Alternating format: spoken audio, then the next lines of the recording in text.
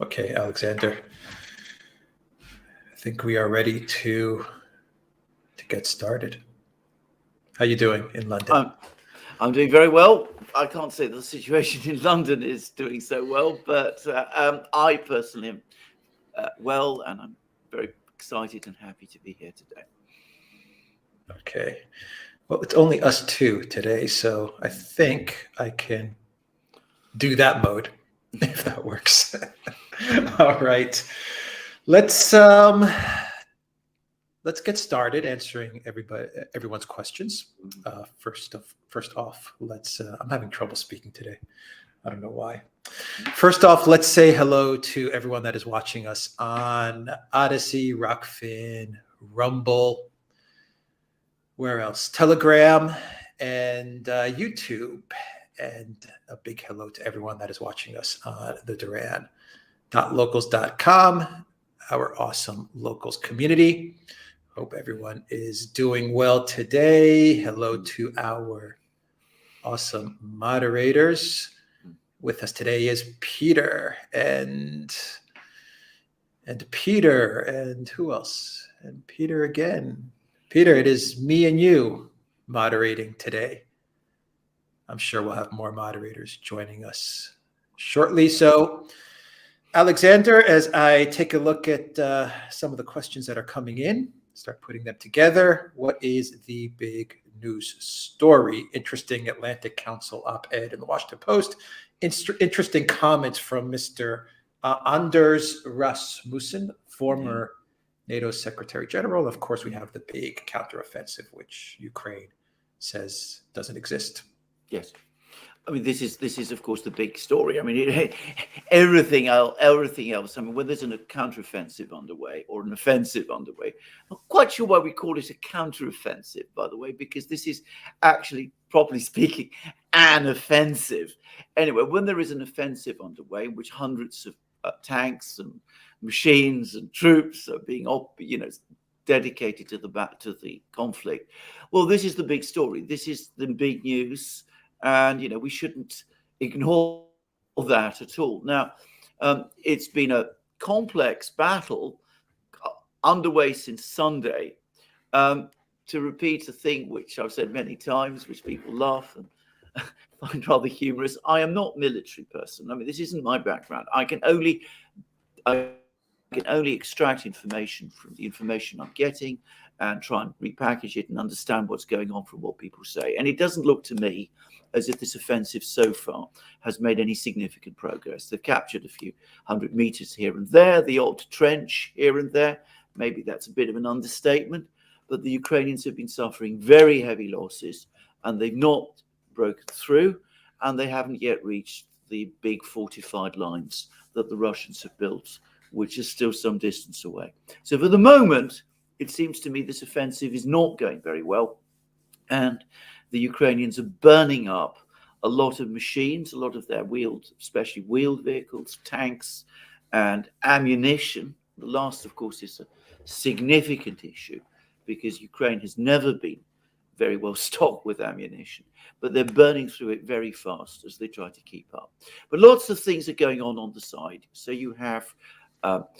we have a very strange and interesting article by David Ignatius in the Washington Post, which if you actually drill through it carefully, it seems on the one hand, it's intended to keep our spirits up about the offensive. It's doing better than anybody says. I'm not sure how that's been worked out, but that's the story. And against that, if you drill through the article carefully, it also seems to be talking now about freezing the conflict. This seems to be now the American plan. Try to find some means, some way possible of freezing the conflict.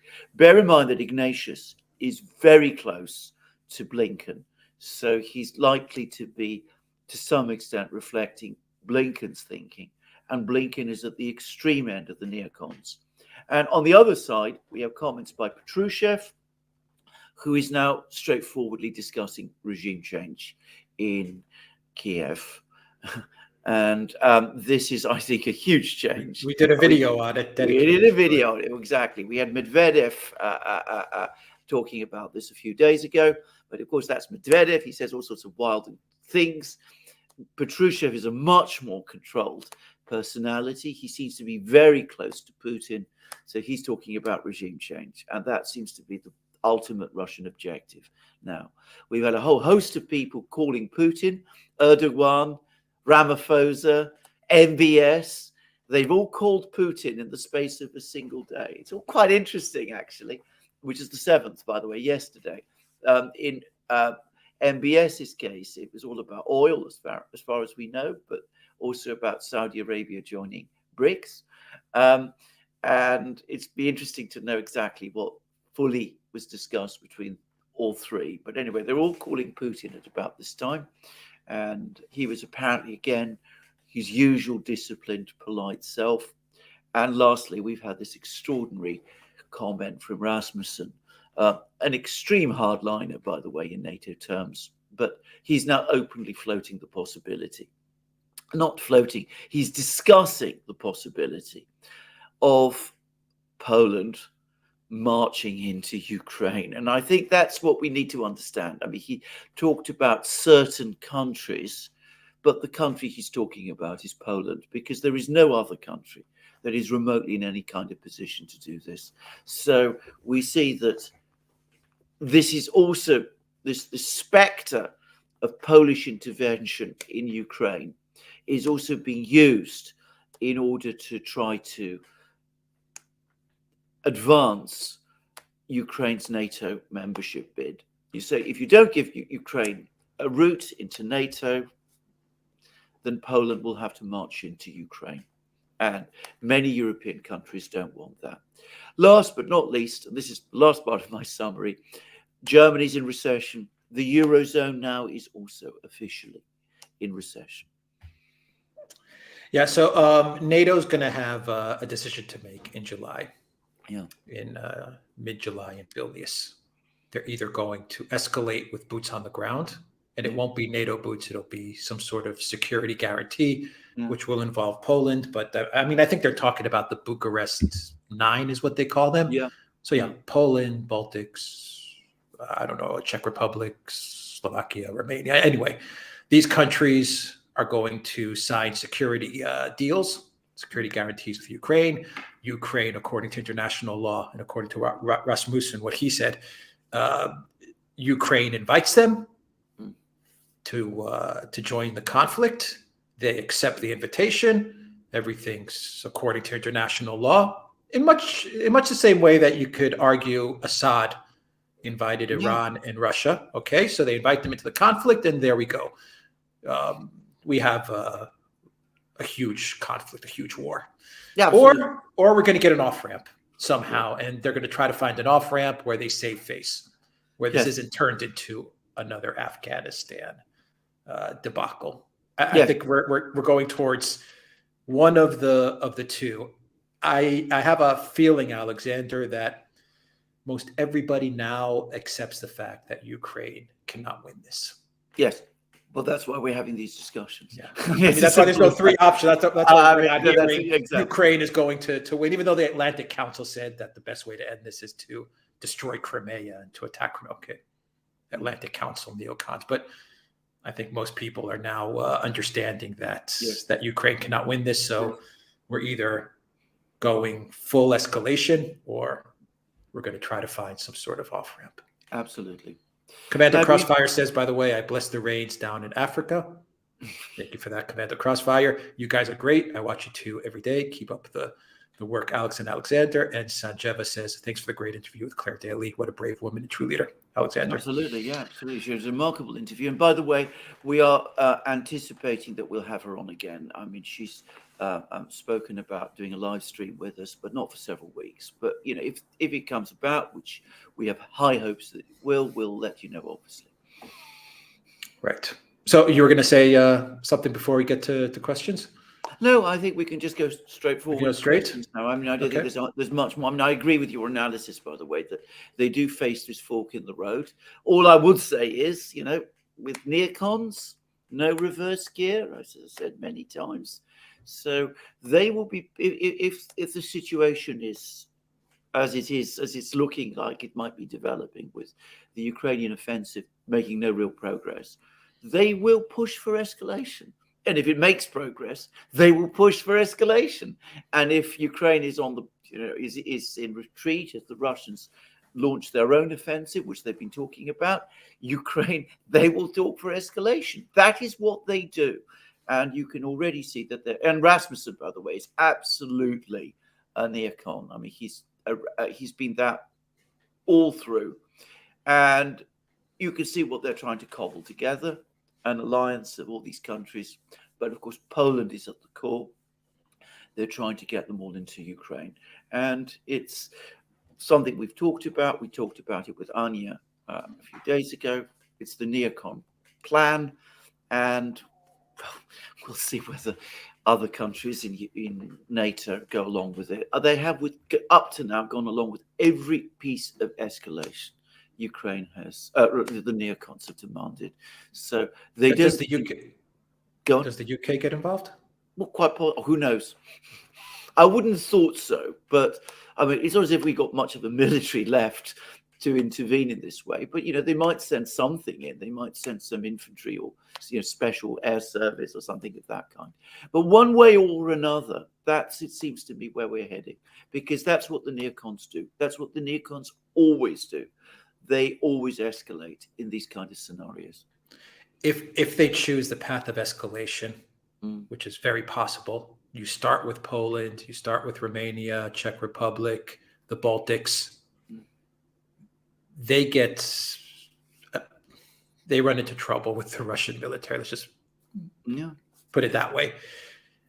They get in trouble. Then you escalate to the next tier, say UK, France, I don't know. But eventually all roads are leading towards the escalation of American boots on the ground. I mean, I think that's the final wonder weapon. That's the final game changer, as they always like to call it, before you get to a nuclear option. But the end goal is, for the neocons, is to slow walk everybody in the collective West to getting American boots into Ukraine. So you start with the East European countries and you work your way up. That's exactly correct. I mean, can I just say, I have made that parallel many times with Vietnam. It's exactly what happened in Vietnam. Of course, we didn't have neocons in those days. We had hawks. So in some respects, they weren't that different. But again, the hawks were constantly pressing in Vietnam for escalation. And of course, eventually they got it. And they ended up with 500,000 American troops in Vietnam. So, I mean, I'm not saying that that's what's going to happen this time. But right at the beginning, at the outset of the conflict in Vietnam, there were absolutely categorical assurances given to the American people that there would be no American boots on the ground, and that there were advisors, and then there were more advisors, and then there were incidents like the Gulf of Tonkin incident, and eventually, as I said, it escalated. There was 180,000 American troops, and then there were more troops had to be brought in all the time, and then it eventually grew to 500,000. So it's not, that the parallels are uncanny, and it's exactly the sort of slow motion process. Well, it's not even particularly slow motion, fast motion process that we're seeing in Ukraine today. Of course, what complicates all of this is that we have the American election next year. But then in 1964, when there was the American election, Lyndon Johnson again said, no American boots on the ground in Vietnam. He won a landslide victory. He got over 60%. And of course, the next year, he sent American troops into Vietnam. Andrea says, the losses are mounting for Ukraine. How long before the military force grinds to a halt? Surely to the last Ukrainian is not only evil, but impractical. There must be a minimum force to continue. Oh, this is absolutely true. But I mean, it isn't just a question of numbers of men. I mean, you could probably always scratch together some numbers of men, but of course, it's machines, it's tanks, it's artillery, it's ammunition. And as I said again, there's real problems with ammunition. By the way, apparently there are people in Washington. There was a interesting article about this on Zero Hedge going around saying, we are so short of ammunition now. This is the United States, that we couldn't actually engage in a full-scale war. So that's another concern. And you can see the military; they might not be happy with that idea either. Right. Life of Brian says, questions for the two most charismatic men in media. Is Russia's ambiguous terms of the enemy designed to obscure if they are fighting Ukraine or NATO? Yes, is the short answer. Of course it is. I mean, they tend to avoid using the word Ukraine. Sometimes they talk about the AFU, but, the enemy is sometimes what they say. They also use this expression militants quite a lot. But the enemy, I think, can be understood in that expanded way as well. Commander Crossfire, why regime change instead of annexation liberation? Well, of course, there are some people who talk about annexation liberation. There was a member of the Duma who apparently said, forget about regime change in Kiev. Let's move on to liberate the entire territory and unite it with Russia. That's not the policy. And that's not what the Kremlin is saying. The Kremlin at the moment is talking about regime change. So we might get there in the end, but that seems to be the thinking in Moscow at the moment. Ram V says, will Tucker Kennedy change people's opinion? Yes, is the answer in time. Again, bear in mind that with Vietnam, and this is, I think, as good a parallel as any, that the media were solid for intervention in Vietnam in the early to mid-60s. There was always much more skepticism amongst the wider US population. There were a few people in Congress who were critical and skeptical, fewer than there are about Ukraine, by the way, far fewer. But eventually, it did all break through, and but it didn't really start to become visible until 1968. So it took 3 years, in effect, for the American troops to be in Vietnam before, as I said, the momentum of opposition began to gain critical mass. Yeah. The American public is going to decide how far this thing goes. Absolutely. I completely That's where we're heading towards, yeah. Sparky says, freezing the conflict will just cause a prolonged, wasteful Cold War. Make Ukraine Russia again and get it over with. Yeah, I think, as I said, there's more and more people in Russia who are thinking the same way. The Russians have actually joked about this. They say it's the one thing that they agree with Zelensky about, which is that freezing the conflict isn't going to work. It's only going to prepare the ground for the next iteration of the conflict. Yeah, Ricardo Alfonso says, don't know what Poland is capable of.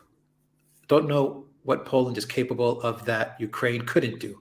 Wasn't Britain going to stay in Afghanistan? Are the Polish keen on this? Well, this is you're making entirely valid points. Poland has a smaller army than the one Ukraine had at the start of the war. The Polish population has far more doubts about this than the Ukrainian population did, or so it seems. And it's a much more open society than Ukraine's was. So I can very easily see protests and opposition to this growing in Poland, and and it has to be said, when the Poles have intervened around the world, they've not performed any better in these operations than Ukraine has done at the moment. So yes, you're absolutely correct. I mean, that's a good question. I think, what can they do over and above what Ukraine has done? They've got a smaller army than Poland had, and than Ukraine had at the start of the conflict too, and less well equipped. Let's see, from locals. So how will escalators get out of the conflict if they can't win? This is always the problem. I mean, if you go back again to the only real analog we can have, and bear in mind, the hawks that existed in Washington in the 1960s were moderate and sane people compared to the neocons of today. I mean, the neocons are a much crazier and more radical bunch than the hawks were. But the hawks never could find a way to an off-ramp. Eventually, negotiations started in Paris. They had to sort of pull back, but it took years before a negotiated settlement proved possible. And of course, the neocons aren't going to think in that way. And in Vietnam, there was actual debate in the United States about using tactical nuclear weapons. General Westmoreland, I believe, actually proposed it at one point. So, this is a very dangerous situation indeed. And we're dealing with very dangerous people. What I will say is this: I don't think the American people collectively are at all supportive of this thing. I think their doubts are growing all the time. And by the way, in the 60s, again, public opinion in the US was far ahead of the politicians and the military people in being skeptical about the intervention in Vietnam. So again, you could see the pattern repeating itself. But the other thing is that, of course, world opinion will not look favorably at all on a further enlarging of the war of NATO forces going into Ukraine. There will be a great deal of hostility around the world, in India, in China, in Africa, in Latin America, in all sorts of places. Sanjeva says, is Europe in the mood for a third world war? Do people know what the cost is? Well, the short answer is that if you're talking about the vast majority of people, no, absolutely they are not. At the moment, they don't, I think, fully understand that there is a real risk that that is where we could end up. But at the they don't want a third world war. And if they do start to see NATO and Western forces entering Ukraine and fighting there, well, then of course we might actually start to see a peace movement starting to evolve and become a serious force. One of the reasons why I think there hasn't been a more open opposition to this intervention in countries like Germany and Britain is because up to this point, German and British troops have not been visibly there on the ground. If they are, as happened with Iraq and Syria and Libya and all of these places, then you could start to see the pendulum start to swing. But again, we're not there. And of course, if we get there, if we get to the point of British troops being sent to fight in Ukraine, well, we're already in a very dangerous situation indeed. And remember, all those protests in 2003 over Iraq didn't actually prevent British troops being sent to fight in Iraq. The political class was united in wanting to see it happen, and it did. Yeah, but the big difference, Iraq is one thing, fighting Russia is a whole nother. Oh, and there's going to be I don't know if the collective us will be able to stomach what the Russians are going to give them. I mean, well, it's going to be very, very bad for those troops that enter the conflict. Well, absolutely. And bear in mind, of course, you see, if the West intervenes, the pressure on China to intervene is going to grow. Already, Kadyrov has shown off the fact that Chechen troops have been supplied somehow, have obtained somehow Chinese armored vehicles. And of course, if China intervenes in some form, which it could very well do, then of course we're in a stratospherically high stakes gamble war, if you like. And of course, the military preponderance then shifts decisively towards the Russian side. Commander Crossfire says direction of escalation will be based on a coin toss. Mm-hmm.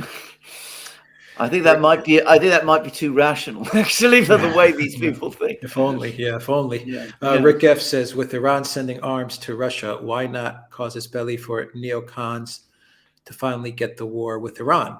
Media has been eerily quiet. Too many fronts. Yeah, I think that's entirely right. I mean, at the moment, Russia is the enemy of the day, so we don't really have time to take on Iran. And I think you've answered your own question.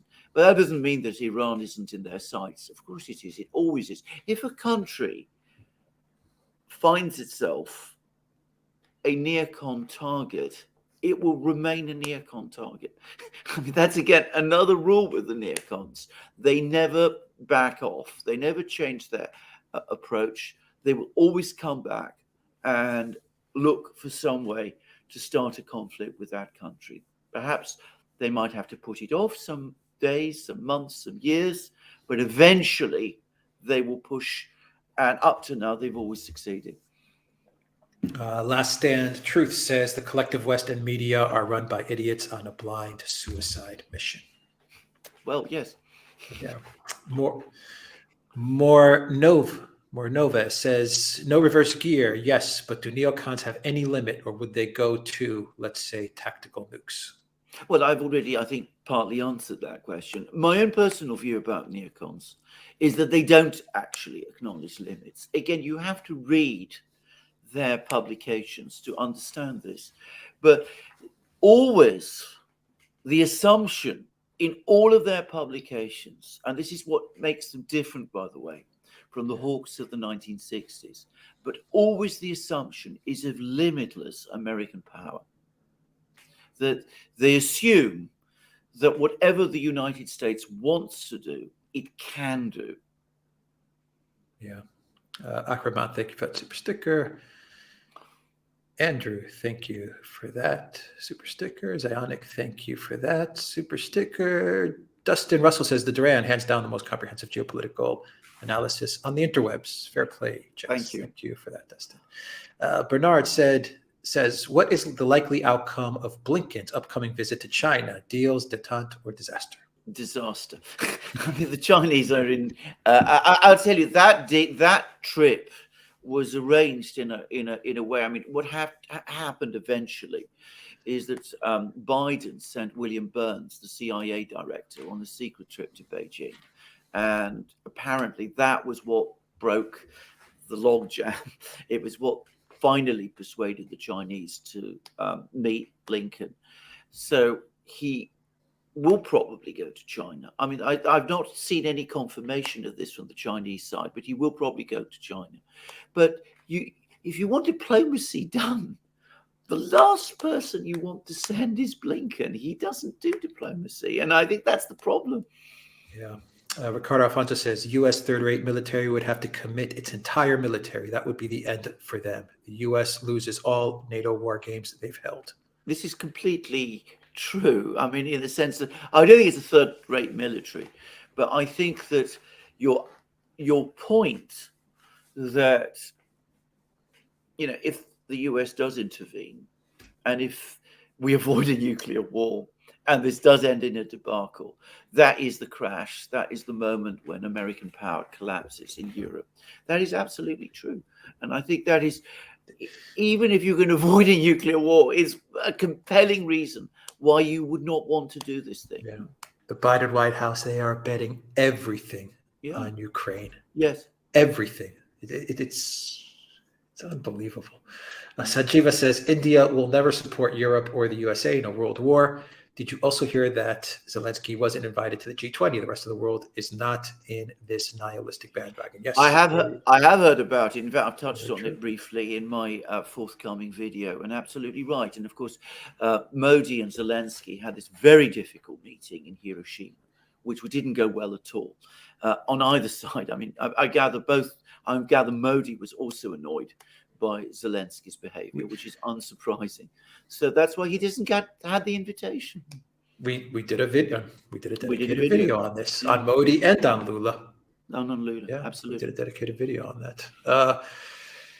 K1 F8 says, in Vietnam, we had Cy Hirsch writing for the New York Times. Now the Times is 100% pro-war, and Hirsch has to write on Substack. Enough said. Absolutely. And I mean, you make an entirely good point. I mean, as I said, the hawks of the 1960s were moderates compared with the neocons of today.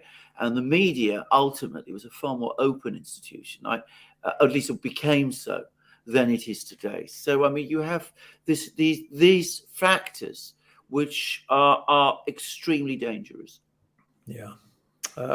Black Tie, thank you for that super sticker. Sparky says the U.S. pays Ukrainian salaries, pensions, and healthcare. Stop the money, stop the war. Absolutely, completely correct. That's entirely true. I mean, it's been admitted by many people. Joseph Borrell has said as much, that if the West stopped supporting Ukraine, it would collapse within weeks. Yeah. Dan says they found Putin's passport floating near the dam, so I guess Putin himself blew it up. Absolutely, and the flippers. Of as course well. he did. You forgot to mention the flippers that he was wearing while he was planting the explosive devices. They were found also. Of course he did it. Eric Kemper said, yesterday all our troubles seemed so far away. Absolutely. Well, indeed. I mean, this is the extraordinary thing. I mean, the speed with which we have gone from that stable world that we were promised at the end of the Cold War to this disaster is astonishing. And it is incredible that no post-mortem is done, no real examination, no real discussion is being allowed into the West as to how it happened. I get to say, the only places where you'll find discussions like that are here on the Duran and on other independent media like us. Yeah. From Rumble, Puppet Master's Fool says, what worries me is that a full-blown war is the last move in total control of the masses in the West. This war is not so much one against Russia, it is one against the free people of the West. Well, it did, and absolutely. And you can see every single day, you see more restrictions and more clampdowns on media control. I mean, all these things are connected.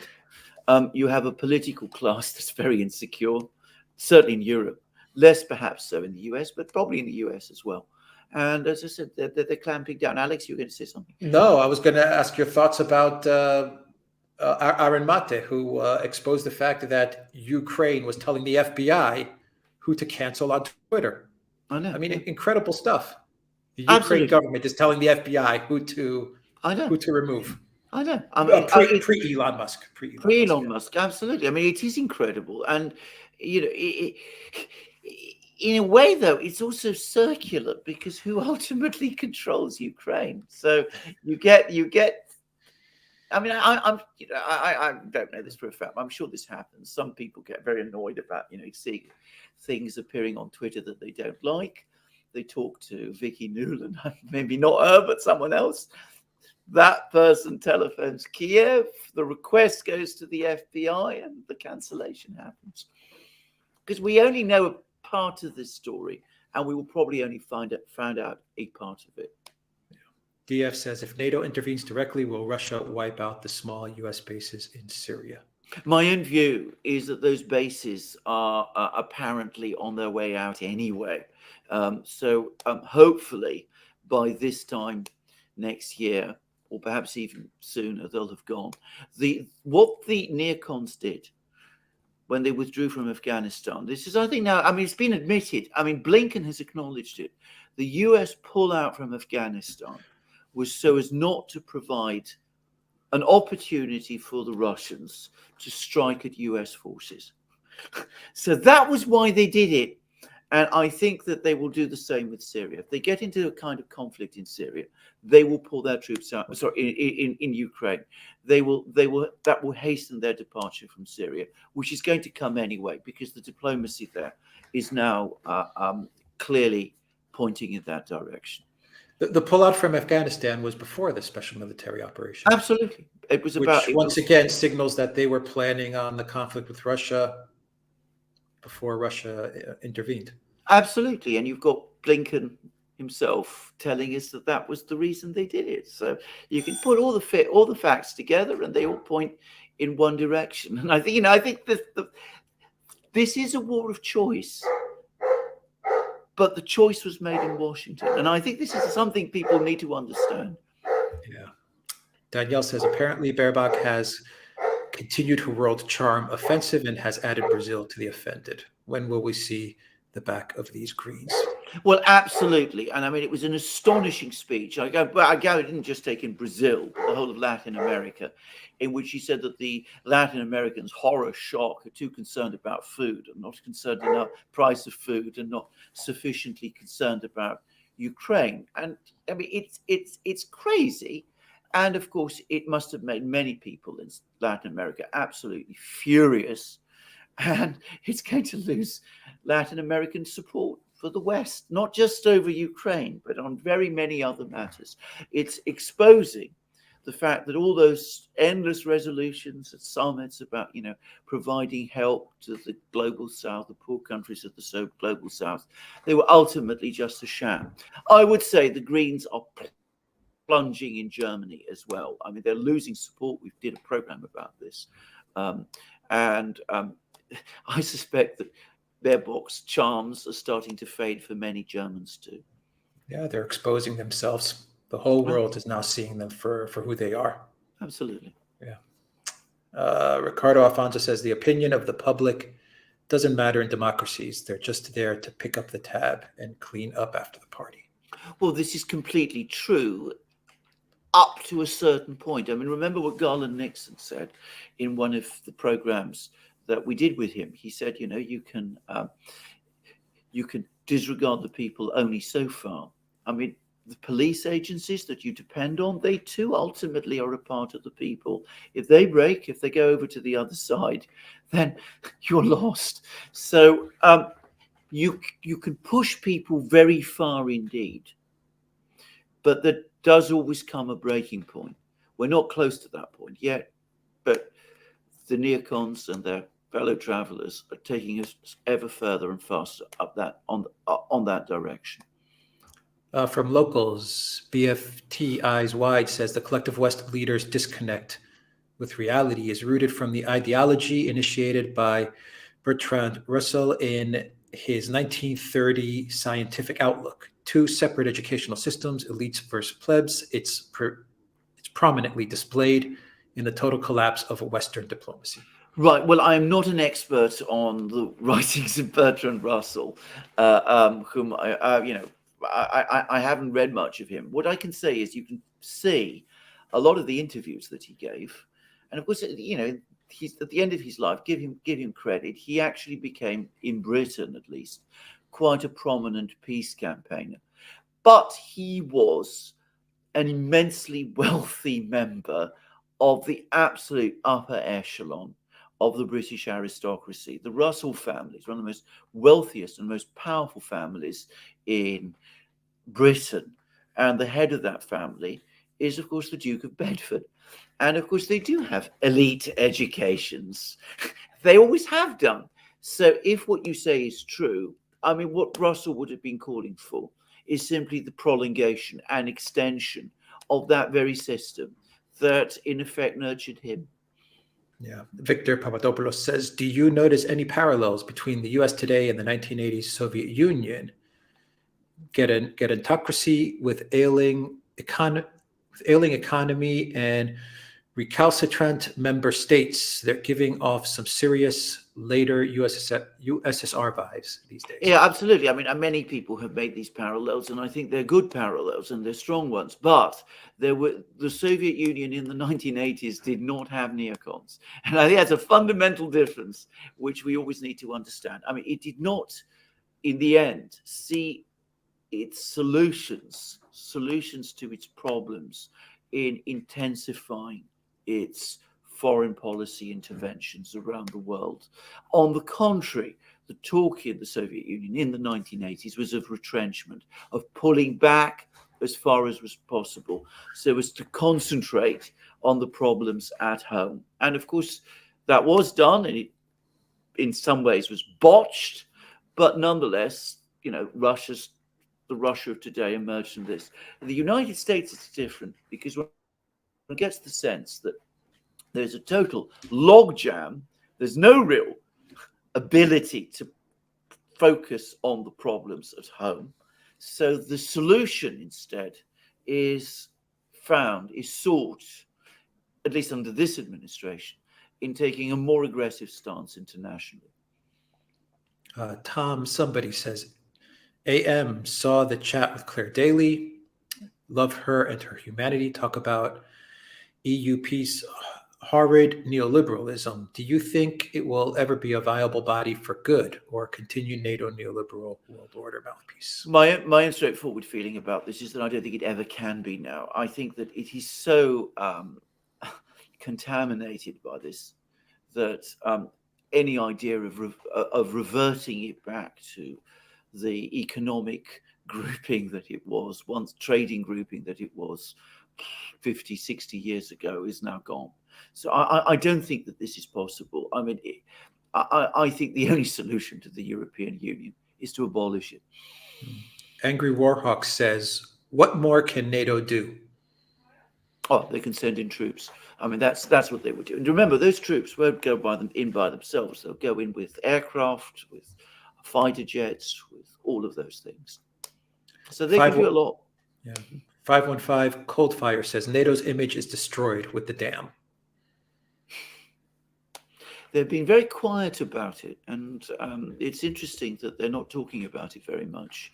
Even the British have been very careful not to say straightforwardly that it was the Russians who did it. And I wonder whether they aren't nervous about something, that there's something about the story that makes them very nervous indeed, and deep down they know that it wasn't the Russians, and that they're afraid that if they do come out and say that it was the Russians, it's going to blow up in their face, a bit like the Nord Stream affair did. Yeah. Raphael says, good job, guys. Thank you for that. Thank you.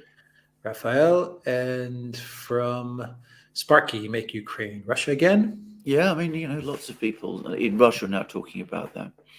And from F22 Daniel, why don't the U.S. give Ukraine F-35s and B-2s? Well, if they start going down that route, then, I mean, they might as well send in troops, because you're talking about the best and most advanced kit that the United States has. I mean, I don't know much about these things, but if it takes a year to train a pilot to fly an F-16, well, they say it only takes 4 months to train a Ukrainian pilot to fly an F-16, but everybody knows that is absurd. If it takes a year to train a pilot to fly an F-16, how much longer must it take to fly the F-35? I'm guessing. And of course, the F-35 has been riddled with maintenance problems. I gather that there is a school of thought in the Pentagon which wants to re-emphasize the F-15, modernized F-15s. The new chairman of the Joint Chiefs of Staff, General Brown, is against that idea, apparently. But anyway, I'm not going to get into that discussion. But I think it is too complex a piece of equipment for Ukraine. And the B-2 is another order of magnitude more complex as well. So I just don't think that's going to happen. I think those are the kind of strategic systems the United States wants to keep for itself and its key chosen allies. It's not going to ship them to Ukraine and expose them to the Russian air defense system and have them all shot down and have itself humiliated in the process. Victor, welcome to the Duran community. Sparky says, peace mongers. Well, absolutely. That's what we are. Yes, very well said. Sparky, Rick F says, if the AFU collapses, how likely is NATO to support increased asymmetrical warfare? Similar to U.S. support of terrorism against Cuba, already happening? Well, possibly, but I'm going to say this. I mean, don't be under any illusions. If the AFU collapses, the Ukrainian military collapses, then we are in an enormous crisis. I mean, this would be a debacle on a huge scale. And I think that the West would be driven more to worrying about how to contain the damage from that than worrying about Cuba or such places at the present time. Further down, if they manage to pick themselves up, pull themselves together, they might come up with something. Though I think it would take at least several years before they got to that point. Alex K says the U.S. Navy is more optimal, but they need Turkey first. I completely agree with that. I mean, I've heard that the U.S. Army has many problems.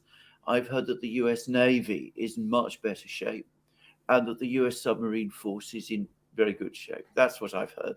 But if you're talking about an intervention in the Black Sea, of course they would need to go through the Dardanelles, and Turkey might not agree. But of course they can attack Russia with their navy in all kinds of other places.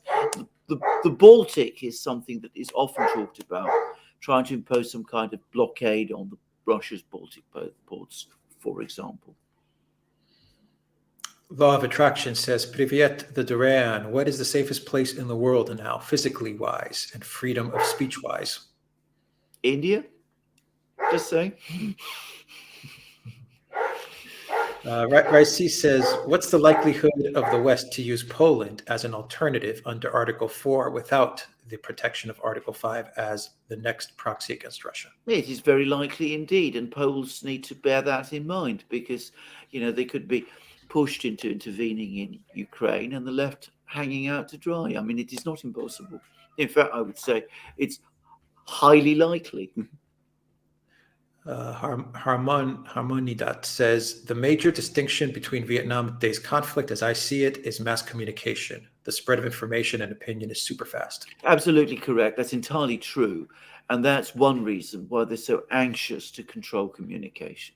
I mean, the degree of control is greater than I have ever known in my lifetime. And I was alive and remember communications and discussions that used to take place, at least in the later stages of the fighting in Vietnam. Andre says, will American leadership, financial system, and work culture rot the country until it implodes, or will the American public see what is going on and change things before it's too late? I think, given time, it would be the second. But of course, America may be running out of time, and that's the danger. I mean, the financial system is looking increasingly unsteady. Even the mainstream media is now talking about the fact that the dollar is losing its positions. The banking system looks under stress. All kinds of problems are mounting up, and they're not being addressed. In fact, the kind of things that the administration is doing are not fixing these problems. It's making them in the long term worse. You see this with the debt ceiling talks, which have basically, I've never taken that issue particularly seriously, but you can see that the thinking in the administration is to continue money emission. I mean, that's ultimately what they propose to do. And the closer they come to that point of crisis, the more they will want to increase that further, the more pressures they will put on American society. If you try to solve your domestic problems by acting externally, you get yourself into that kind of trap. Brulal, okay, says, who should be tried for war crimes for the dam? Well, we don't yet fully know how it happened. So, I mean, let's wait and see. And at the moment, I don't think anybody's going to be tried for war crimes over the dam. Can I just make a point? It's made to me in my locals live stream yesterday that, of course, in the Second World War, the British blew up dams in Germany. They dropped bombs on them. They were proud of it. They made films about it. You can still see the film, The Dam Busters. It's, I think, available on Netflix and Amazon and all those places. So it wouldn't be the first time that has happened. And I can certainly see that anybody who's tried over this dam affair would have potentially what is called a tu quoque defense. You did it, so how can you therefore try me? Yeah. What World War II, Daughter 7 says, you haven't factored in the power of social media. No, we haven't. But of course, it's in social media where the dissent is greatest, but where the attempts at control are greatest too. It also cuts both ways. Absolutely, yeah, of course. There's a lot of support for the conflict on social media as well, especially on Twitter. Absolutely. Yeah. Vulcan 828 says, love you all. You just made an 18-year-old pursue politics. What's your take on Modi's opposition, Gandhi's proximity to Western and globalist institutions? I think that if Gandhi were ever to become Prime Minister of India, he would go through the same process that Modi has. Modi, when he became Prime Minister, very, very much wanted to establish a close relationship with the United States. And he went to the United States, he addressed Congress, there was a huge reception for him.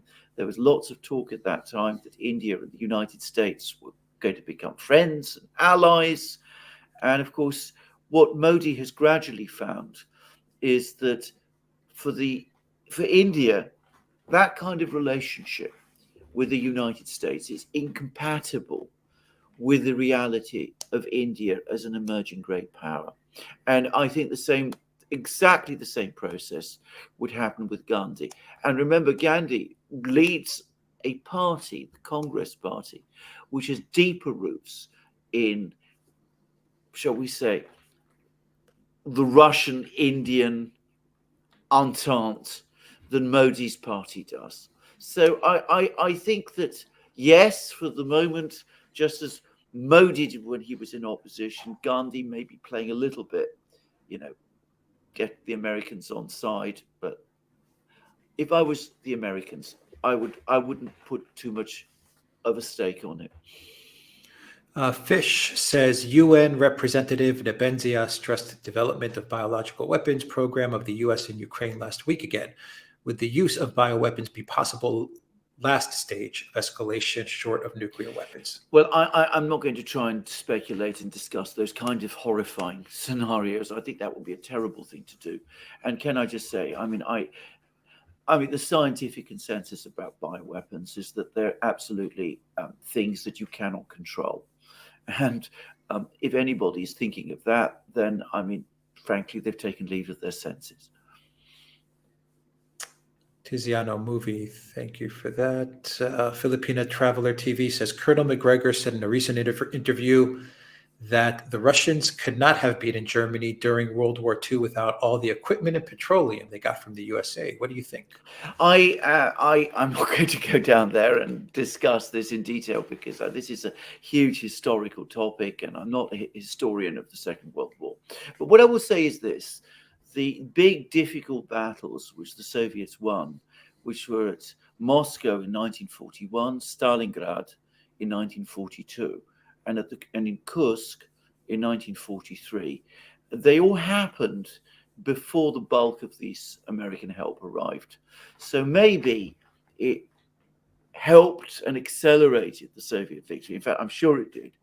But I'm not sure that it was, quite as decisive as Colonel McGregor says. But let me repeat again, I'm not an expert on this. So, you'd have to go to people who are more expert on this topic than I am for comments about that. Elizabeth, thank you for that super sticker. Zariel, thank you for that super sticker. Bondi Beach, thank you for that super chat. And Tabernac says the PLA were absolutely fearless during the Korean War. If forced, they can quickly become a gigantic North Korea-like state with an economy our size. Well, indeed. Well, what a terrifying thought. Now, of course, the Korean War was a long, long time ago, and we can't be sure that the Chinese army today is the same army. In fact, it's definitely not the same army that it was then. That was a light infantry force. Today's Chinese army is heavily mechanized, modern, has all the kind of modern weapons that the United States does, and it's backed by a huge air force and a powerful fleet. It's already a very, very powerful military indeed. And in manufacturing terms, the manufacturing economy is far greater than that of the US. So already it's not a good idea to take on China in that kind of way. Pierre, thank you for that super chat. Claudia says, good morning from Michigan. Mm-hmm. Thank you both for the most honest and informative information. Always much appreciated. Mm-hmm. Thank you, Claudia. Elza says, Blinken called Russia's military in the world and Ukraine. What called Russia's military the second in the world and Ukraine? What is the U.S. military not as strong? Or are they number one? Then they must be the military fighting in Ukraine. Or am I missing something? Yeah, what Blinken was doing, he was saying that Putin thought that he had the second best military in the world after the US. And what he discovered is that he has the second best military fighting in Ukraine. It's actually a joke that Zelensky made, and Blinken has copied it. It's a silly thing to say, actually. And it has no bearing on reality. Now, I'm not going to get into a discussion about the strengths and weaknesses of the US military. It is enormously powerful, and one should absolutely not be underestimated. If the American military gets involved in the conflict in Ukraine, then we are in a different situation. And it would be a clash of titans, which would dwarf the one that we're seeing today. Knicker Twist Copperbee says the situation is straight out of Catch 22. Yossarian's words. The enemy is anybody who's going to get you killed, no matter which side he's on. Yeah, I mean, you're absolutely correct. I was wondering when somebody would mention Catch-22, because it's the trap that the neocons are leading us into. Red Pill Scholar says, "Good day, gentlemen. What's the role of faraway Brazil in all this new geopolitical rearrangement? Will they finally cut the shackles? Love you both." Yeah, I think they probably are heading towards the position of wanting to cut the shackles. And Brazil has all the pieces it needs to make itself a great power. It's a major commodity producer, it's a major food producer, it's got oil, it's got, as I said, uh, minerals, it's got a young population, much of it highly educated, many very educated people. It has a rotten political system. And I think that needs to be said, actually. And that's the single factor, more than any other, that has held Brazil back. But again, I can't help but think that this conflict is a galvanizing one. It is making countries like Brazil finally look beyond themselves and see the world and start making decisions about the world that will ultimately affect the political situation within Brazil and will make Brazil a much more formidable country in the future. Sparky says the petrodollar gave neolibs, neocons the illusion of limitless power. BRICS' new currency may dim this illusion. Absolutely, I completely agree with that. And some of them may at some level know that. And that explains the urgency and frantic quality of what they're doing. Because you do get the sense that they also understand at some level that they're running out of road. Angry Warhawk says the Biden regime is gambling absolutely everything, just as the British did in World War I. Only DC doesn't have a big ally to fall back on. You made a very, very valid and excellent point. Because the world at that time in World War One, there weren't nuclear weapons, and that's the danger this time. Nuclear weapons change all the calculations. But you're completely correct. World War One broke Britain. It's never really recovered. I mean, its power was broken by that war. It sacrificed everything to win it. It did eventually prevail, but it prevailed in a way that was almost a defeat. And it's never recovered. And Ukraine is looking increasingly like that as well. Iskander, thank you for that super sticker. Constantine says, any idea on the U.S. visit to Saudi? Well, they're always visiting Saudi, but they're not getting very far. As I said yesterday, MBS had a phone call, very friendly phone call with Putin. They appear to have agreed to cut oil production together. And the Russians have just confirmed that they're supporting Saudi Arabia's membership of the BRICS.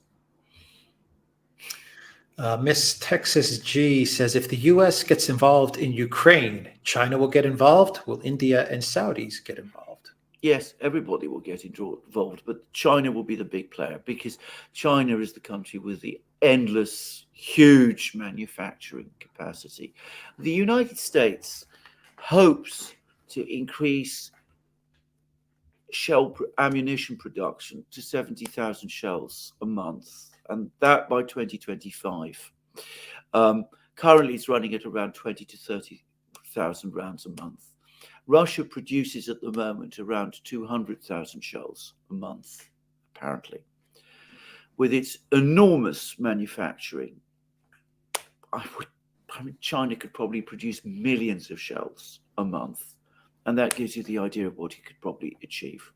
I don't think it would find that a difficult thing to do at all. Rick F. says, in World War II, the U.S. went full war footing, full ration system, no cash allowed, a neoliberal nightmare. Cannot see that happening today in a World War III. House of Cards. I agree. I don't think that it would be possible. Sparky says, Blinken, Sullivan, and Newland are single-minded serial killers. They continue to live out their obsession. Psychopaths infiltrated U.S. government and took it from the sociopaths.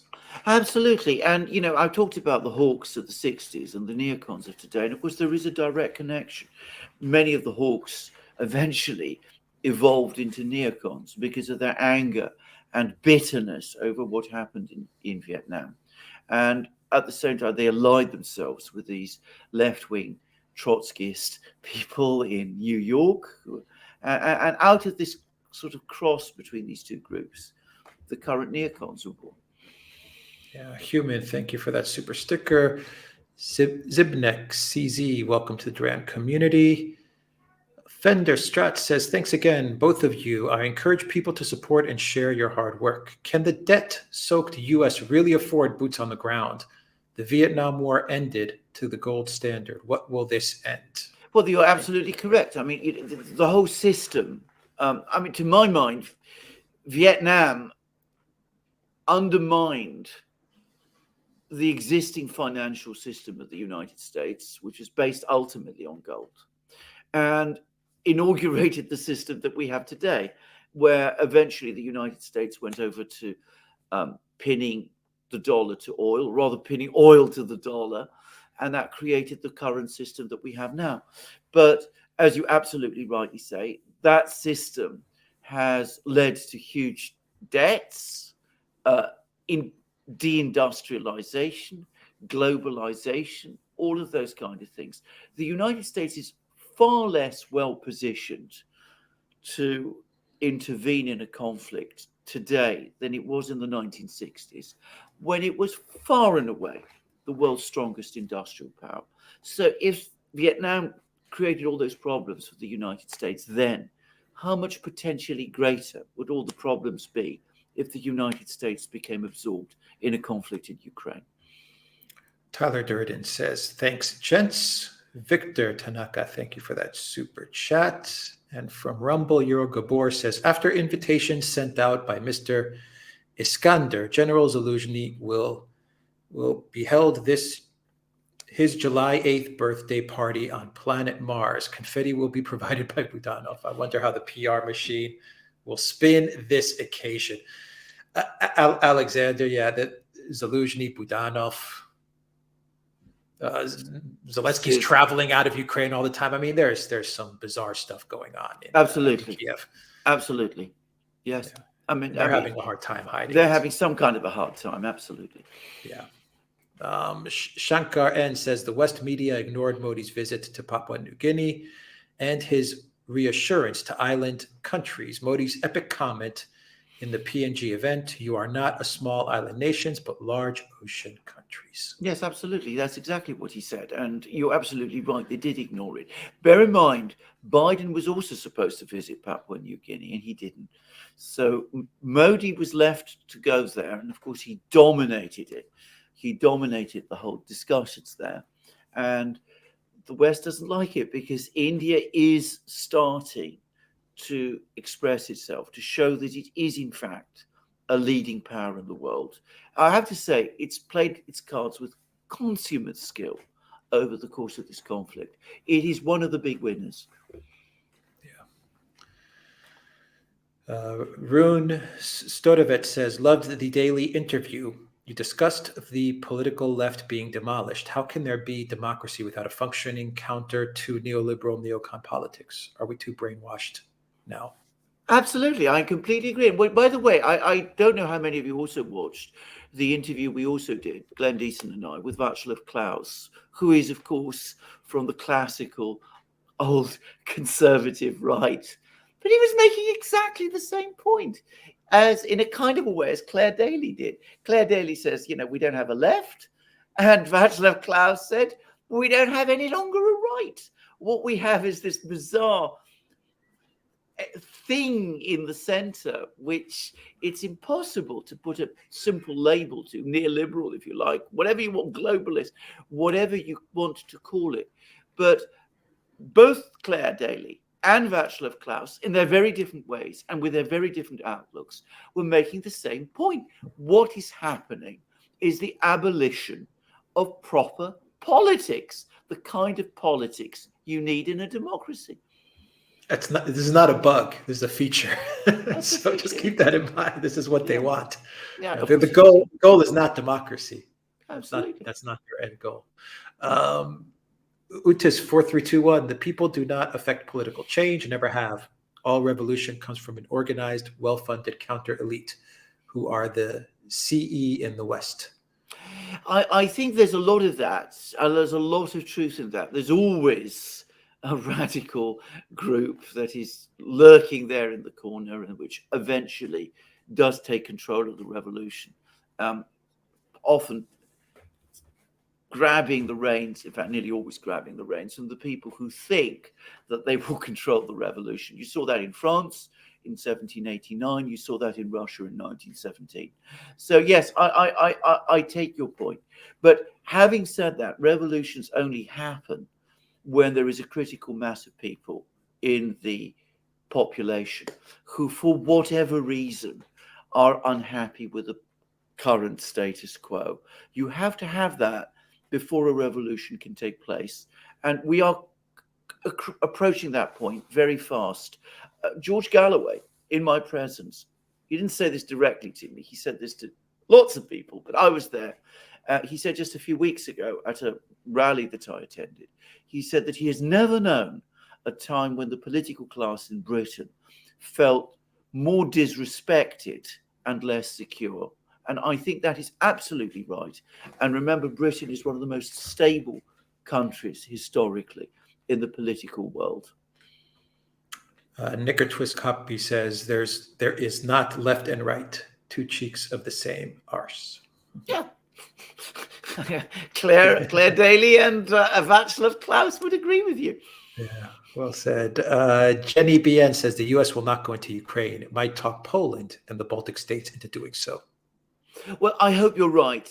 And I would like to believe it. And there are times when I still believe it. I still think that if we came to that point, the opposition, not just from the wider American public, but I suspect from the military as well, would simply be too strong.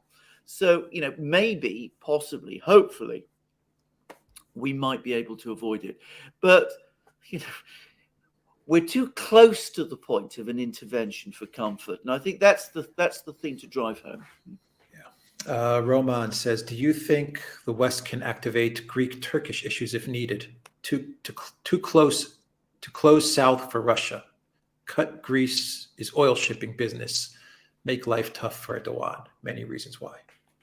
Well, I don't want to speculate about those scenarios. I mean, Greece is a very loyal ally of the West at the moment. I wouldn't have thought that they would want to jeopardize its internal stability. Any thoughts about this, Alex? Too tough to call.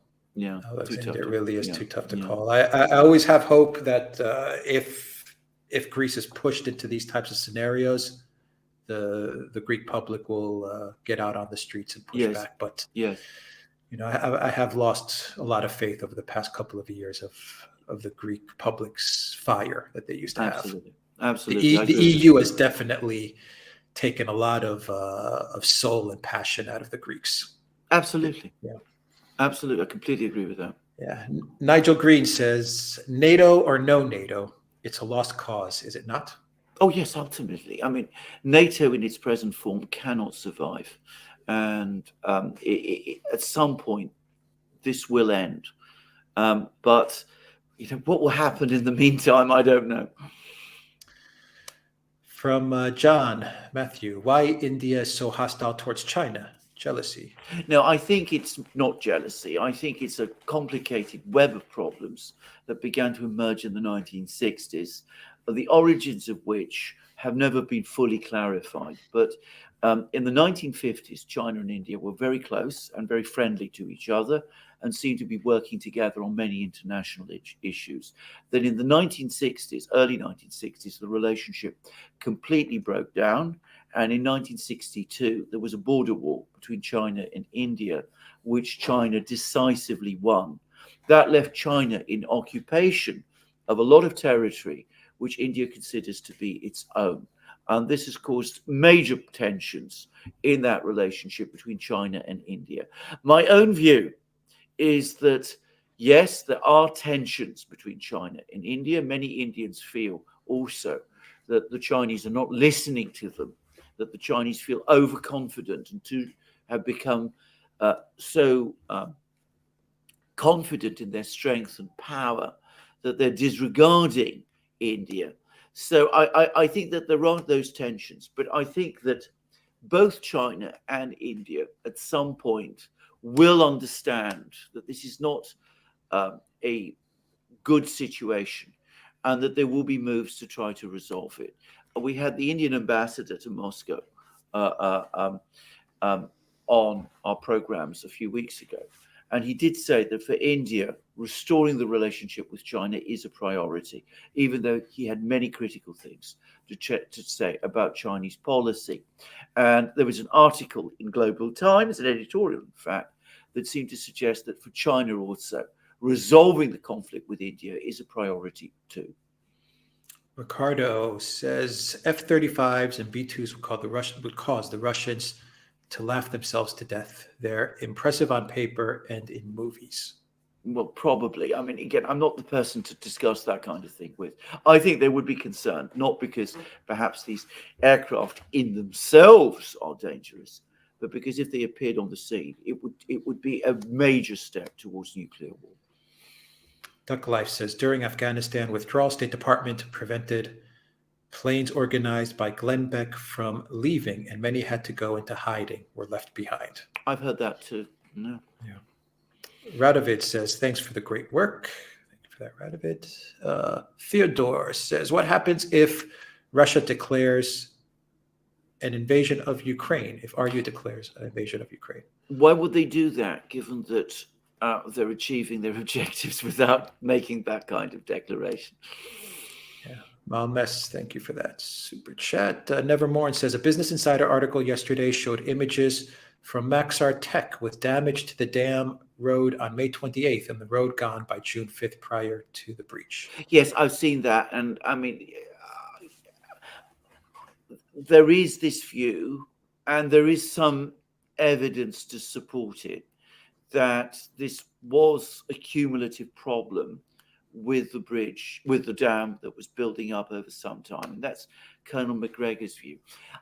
All I would say about this is that, you know, I can understand all of that, and there might have been some elements to this, but I still feel that the coincidence that this has all happened now in the context of this ongoing Ukrainian offensive is just too great for me to think that this happened by itself. Yeah, I agree with that. Malmes, thank you for that super chat. Swim Dog, welcome to the Duran community. Malmes, thank you for that super chat. Moon Dragon says, judging from what I've seen so far, it seems to me the SMO is not only aimed at Ukraine, but other things, including the rise of BRICS and China's forward position in the Middle East. Absolutely. And that's why I think the Russians are going to stick with this SMO, because it's working for them. I mean, the extent to which it's limiting their military actions is diminishing. But on the contrary, it is winning them friends because they appear to be the reasonable, rational party. Sparky says the U.S. is rapidly running out of time. Millennials are a zombie generation who have few skills and no original thought, and Gen Z is still a product of modern U.S. useless education. Yes, I agree with that. I think that there still has some road left. If policy changed, things could change in the US very quickly. I still insist on this, but the neocons also sense that the US is running out of roads, so their instinct is to press down harder on the accelerator. Ricardo says the U.S. Navy has to replace their subs due to scandal involving untested steel used in their subs from the past 30 years. That's why they're trying to get their Columbia class online. Yes, I've heard the same. And, you know, when I say that the Americans have a superb submarine force, I really want to stress I'm principally talking about the people who operate the submarines. I've heard that they're outstanding. About the submarines themselves, I'm not really going to say much because I'm not qualified to. Tom, somebody, if Russia takes Avdiivka with the dam causing armed mobility issues, could spell an end to Ukraine having a viable military except in West Ukraine. Yes, I agree with that.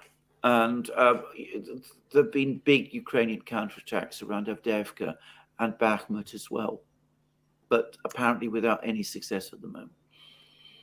Ted Wunderlich says, is there anything the Global South and China could realistically offer Zelensky, that'd be enough to get him to spurn the West and take a peace deal? I don't think so. I think by now he is so compromised and committed that I don't really see how he can change. The only way out for him is for him to resign and go to his villa in Italy. Yeah. Indico Jones says, thanks so much, Alexander. Those that understand Vietnam also know that this war in Ukraine is sponsored by the same special interests that shot the Kennedys. RFK Jr. is shouting it from the rooftops. Absolutely, completely true. Elena says, what would happen if Mexico is considered for the BRICS? Which is going to happen, exactly. And we would be very interested to see how the US feels about that. But remember, the BRICS is not an alliance. It doesn't have a military component, at least not for the moment.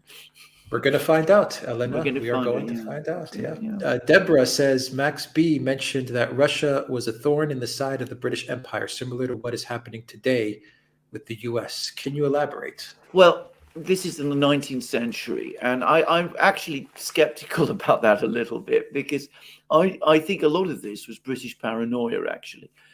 Russia was one of the great victors of the Napoleonic Wars. I mean, it saw a big expansion in its territory. It took over Finland and eastern Poland, including Warsaw, by the way.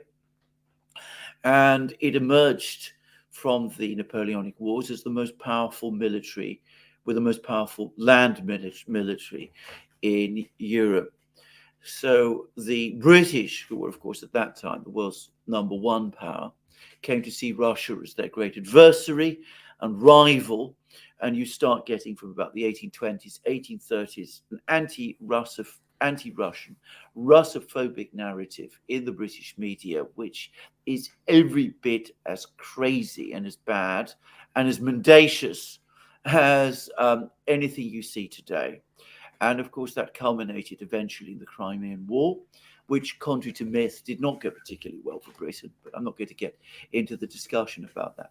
But I never got the sense, reading the histories, that the Russians were ever as interested in the British as the British in the 19th century were interested in them.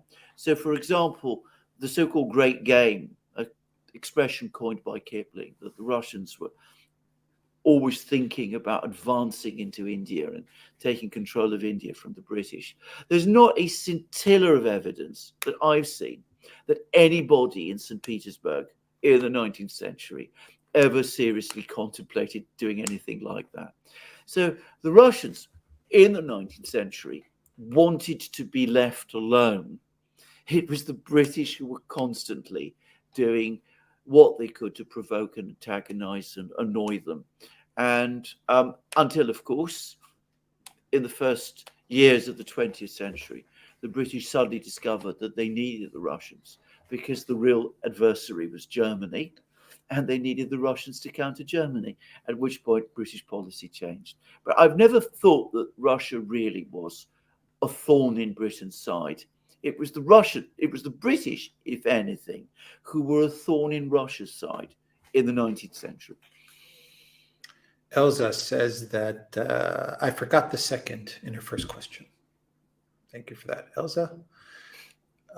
Kilo, good thoughts, deeds, words. Thank you for that super sticker. Danielle says, bring the Duran to Australia live with an audience. You have many fans here. Thank you for all you do. My day is incomplete without an update from my favorite team. I would love to come to Australia, and I'd love to do a live session with people there. Actually, who knows? Monday. What city would we visit, Danielle? Yeah, that's a good question. Let us know. It's a big place. Where would we start? Milan says, thank you, Duran, for your work. Love to hear your analysis, as it helps me to get a sense of the madness around. Thank you for that.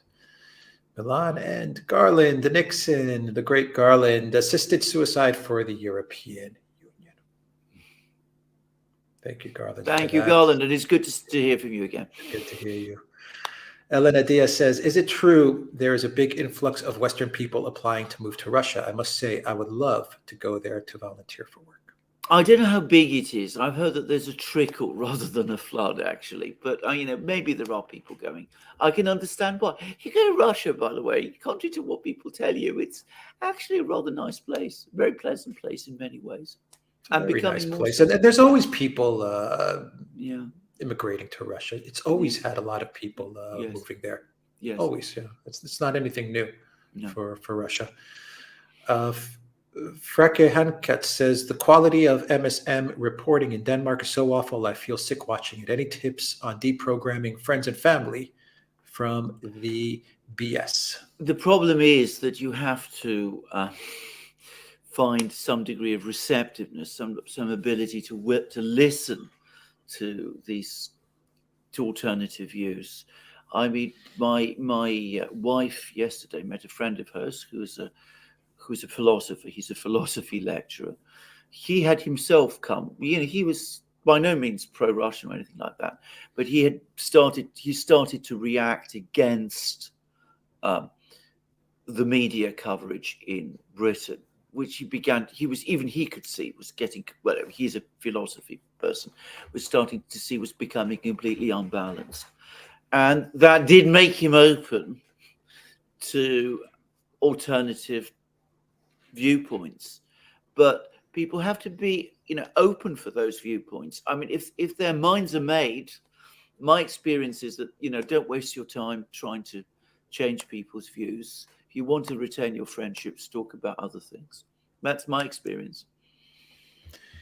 Any chance all those Polish service members leaving the military a few months ago are the mercenaries who are fighting in Ukraine? From T-Bone. Some are, but the outflow from the Polish military is too big to be explained in that way.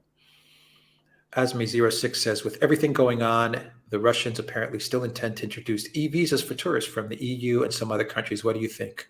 Oh, it's a great idea. Great It's move. exactly what they should do. Exactly. Yep, absolutely. Travel and interaction between people will help. Yeah. It's the Western powers that don't want you to go to Russia, not the Russians. They're the ones that closed one of the first things they did was close the media and close the airspace. Exactly. And they did that for a reason, because they don't want us interacting. Yeah. That's why they did it.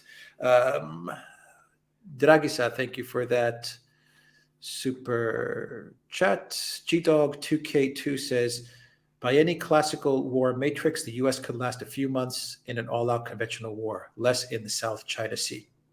Well, according to the report I read yesterday in Zero Hedge, it's now so short of ammunition that it couldn't fight a war at all at the moment. And the concern is to rebuild those ammunition stocks as fast as possible in order to put the US in that position where it can do that again. But of course, that has to counter the insatiable demand for ammunition from Ukraine. So another need to end the war quickly. Ralph, thank you for that super chat. Johan says, could you do a segment with financial advice, an aspect of what is happening in Europe, what market benefits, etc.? I don't think that's really something we would want to do. We can't do that. Yeah, we can't do that. Yeah, yeah, we can't give financial advice. Yeah, yeah, but just keep on watching the news. Yeah, watch the geopolitical shows that we do and other people do to navigate these times. John Matthew said, why India and China don't work together? Asian 100. Well, in the 50s they did, and there was a time when they looked to be extremely close. And when Zhou Enlai, the Chinese Prime Minister, and Jawaharlal Pandit Nehru, the Indian Prime Minister, were widely assumed to be friends. And they did make a big impact. Of course, they're both much more powerful today than they were then. If that happens, if that's that rapprochement, it will make waves. I mean, just as you say. And Jeffrey Sachs, who we had a short time ago, actually predicted that it would happen, and fairly soon. Let's see here. Miss Texas G says, Alexander Mercuris, what is the status of your doggie's health? Splendid. Was the answer. Thank you, and good to hear from you, by the way. Elza says, are we going to see an unprovoked invasion of Mexico by the U.S.? Well, I mean, there's all sorts of talk about this, going into Mexico and sorting out the drugs lords and all that. I think that would be a very bad idea at multiple levels, especially given the history of relations between the United States and Mexico. So I don't think it would be a good idea. I mean, why not build a wall or take steps to control the border? I mean, these seem to me to be the more sensible steps to take. But of course, for some reason, we don't want to do that. Rafik Adams says Russia's likely reaction to the dam destruction. Well, I think that we've seen that in Patrushev's statements now. I mean, we've now moved further towards people like Patrushev talking about regime change in Kiev. Yeah. Jody Williams says conformist and nonconformist, circular and no longer linear. As the inner circle shrinks, more people will find themselves in the nonconformist ring. Yes, I completely agree. Said. That's a very well put, actually. Well said. Tabernac says full war footing won't look like it used to. No time for ammunition. We'll be working around the clock trying to sort out our toilet paper shortages. Yeah, absolutely. Yeah. Good point. GDog2K says, have you read Matt Kennard's book, Silent Coup? The corporate government rot is staggering. I've heard lots about this book, but I've never had time to read it, and I really should do. Rafik Adams says, question for both of you. Do you see connection between extreme woke alphabet ideology and neoconservative push in Ukraine? They're all connected. All these things are connected with each other. The one comment everybody quotes from Gramsci is the only one that I accept. He says that, the crisis is when the old cannot die and the new hasn't yet been born. And in the meantime, all sorts of ugly things come to the surface. And this is an example, I think. Dennis, thank you for that super chat.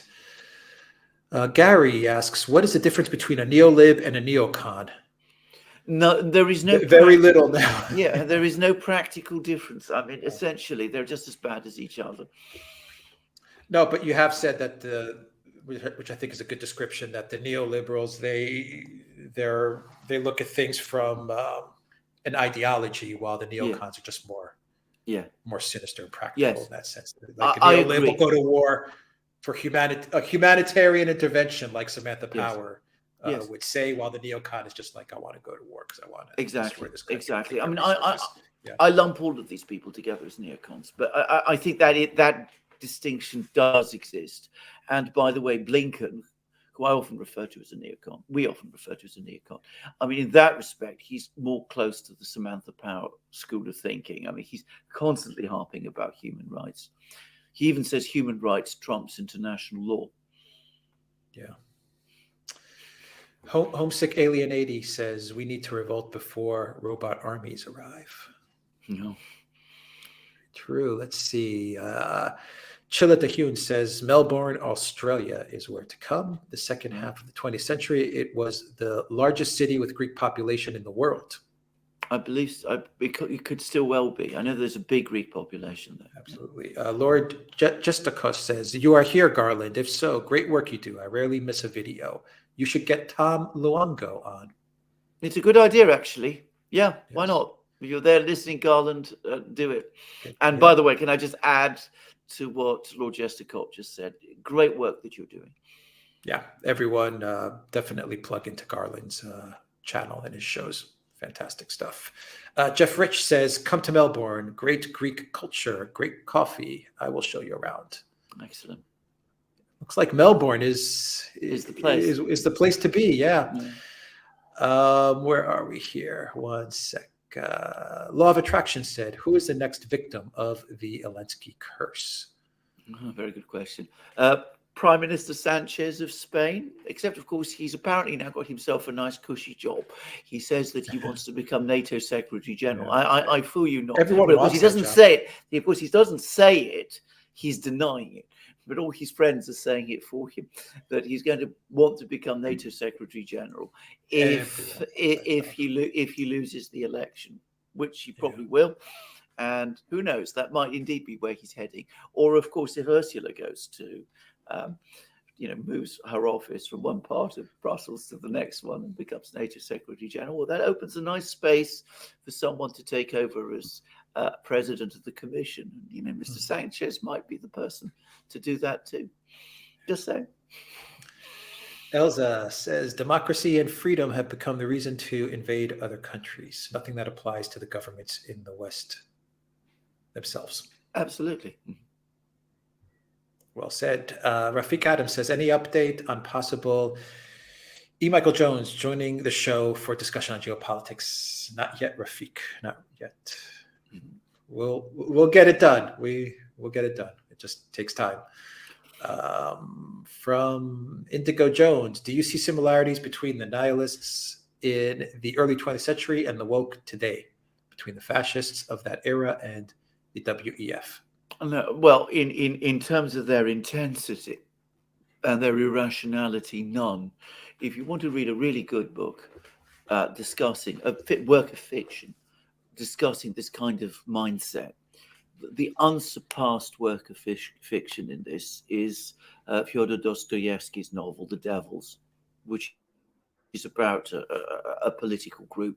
They might be nihilists. He never really discusses what their actual ideology is, but the kind of mindset they have, who wreak havoc in a Russian town in the 19th century. And it explores that mindset brilliantly and in a very disturbing way.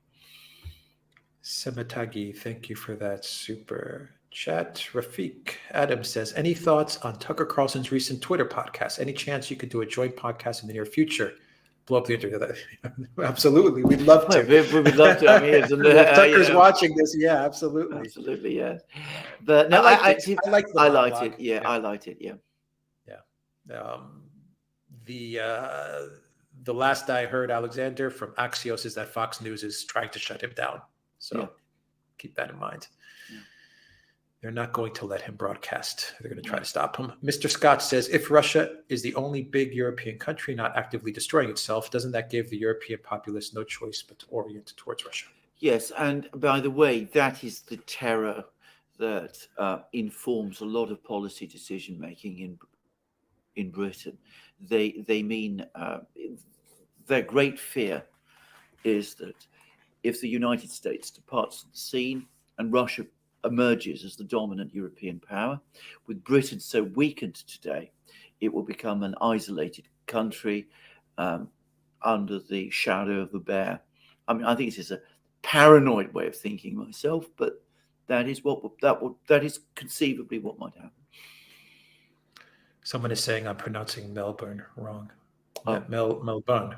Okay. Melbourne. I don't know. Tell me how to pronounce it. Yeah, I apologize if I'm not pronouncing it correctly. Harry C. Smith says, Ukro Defense Minister Reznikov, which means butcher in Czech, is barely around either. His deputy does it all. P.S. I use the term radical centrism. Yes, that is true. Reznikov is also faded. Disappeared. Exactly. I know. Yeah. Good it's all very mysterious. Is this woman now who appears? Yeah, Malyar. Yeah, that's right. Yeah. Not banned account says, which countries will Russia seize and annex next? None. I always enjoy not a banned accounts questions. Yeah. Thank you for that. Ricardo Alfonso says, what are the chances of seeing a Duran beard growing contest? Oh, no chance. I mean, Alex would win it hands down. Let's see. Sematagi, thank you for that super chat. Isabel, welcome to Duran community. G-Dog asks, thoughts on proposed DJI ban in the U.S. Approximately 70% of all personal commercial drones in the U.S. are DJI. Yeah, that's true. All the drones are in are Chinese made. Yeah. Alexander, I think, Well, or a large portion of the drones. I hope one day from GSP, I hope one day Russia annexes my country, Macedonia. Well, there's your answer, not a banned account. Let's see. Marak says, what do you guys think happened to Polish delegation plane with president on board in Smolensk in 2000? My own personal... We did a show about this with Anya, and I mean, my own personal view was that it was a tragic accident. There might have been some contributory negligence on the part of the Polish president himself, if reports that he was pressuring the crew are true. But I absolutely do not think that the Russians deliberately brought that plane down. They had no motive to do it. And for them, it was a disaster when it happened. One sec, Alexander. From Alex, thank you for that super sticker. Semitagi, thank you for that super chat. Anushman Mishra says Canada and the UK support Sikh separatists. Can't happen without the US approval, as if India is the next after Russia and China. Well, indeed. And they also have very ambiguous policies, especially in Britain, towards Kashmir. So, these are all factors which don't play well in India at all.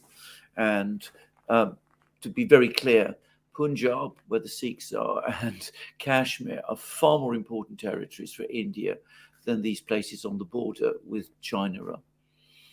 Dr. Matthew, thank you for that super sticker. NATO, no to NATO, no to war, says, keep telling the truth, Duran. Thank you for your excellent reporting. Thank you. Thank you for that. The summer of 1970 says, rapacious oligarchs are the biggest threat to humanity, in my opinion. Rottenfellers and Rothschilds, etc. An investor class that profits from endless war, etc. It's disgusting. Ain't no war but class war. Yeah. Well said. F-22 Daniel, when will Russia start to gain larger territory? Why do they need larger territory? They're the biggest country in the world by far. I mean, I don't think this is what this is about at all, actually. This isn't a land grab, as some people in the West are saying. This is all about protecting people who are Russians. And of course, that's the one thing that people in the West don't ever want to admit to or acknowledge. The West are projecting their desires, their ambitions. Yeah. They want the land grabs. Russia doesn't need the land. They've got plenty of land. Yeah. And all Ukraine had to do was say that they're not going to join NATO. NATO. Yeah. That was it. Rafik Adams, have you read Michael Lynn's recent piece on the new American elite in Tablet Magazine online? And if so, any thoughts on the same geopolitically? I haven't, and always bear in mind, I mean, we are so rushed for time that it's not possible to keep up with all the good things that are written by everybody. So I haven't read it, and as I haven't read it, I'm not going to comment on it.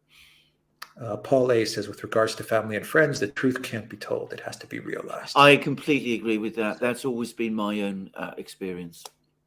Ricardo says, neocon and neolib is the same ideology that cover all the bases. I agree. I mean, in practical terms, you're absolutely right. Khmer Off-Road Adventures, KOA, thank you for that awesome super sticker. Wow. Zahir, thank you for that awesome super chat. Mark Morris says, thanks, guys. Love you. Zarael says, how about putting all these Euro politicians into a locked room and make a new celebrity deathmatch winner? Get NATO Secretary General position. Winner gets NATO Secretary General position. Yeah. Absolutely. Ursula going at it with Sanchez. No, absolutely. That would be interesting, Zariel. Johan Ols says, make a road show with live shows. Let's go. Yeah. That would be cool. That would be cool. Cool. Sforte X says, are you familiar with geopolitics in Southeast Asia? Who do you think the U.S. wants to win in the Indonesian presidential election next year? No, I'm not. I'm going to give a pass on that one. I don't know enough about Indonesian politics to be able to answer that question. Ryan Beletic is the person you should go to for understanding the politics in that part of the world. Again, all I will say is this: Indonesia is a rising power.